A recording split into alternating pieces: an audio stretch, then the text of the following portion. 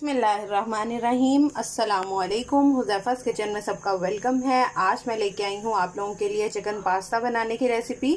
सबसे पहले मैंने चिकन को जो है वो किया है रेडी। इसमें मैंने सिर्फ थोड़ा सा नमक डाला है और पिंच जो है वो काली मिर्च डाली है। अब इसको मैंने रेडी कर लिया है। अब इसको जो है वो श्रेड कर लेंगे अलग-अलग। और दूसरी साइड पे ये मैंने पानी रखा है, पास्ता इसमें बॉईल करेंगे। इसमें 1 टेबल स्पून जो है मैंने कुकिंग ऑयल ऐड करेंगे। अब साथ ही हम पास्ता ऐड कर देंगे। जब तक कि ये गलेगा नहीं, पकेगा नहीं, तब तक हम इसका वेट करेंगे। अब दूसरी साइड पे जो है वो हम रखेंगे 3 टेबल स्पून हम कुकिंग ऑयल ऐड करेंगे।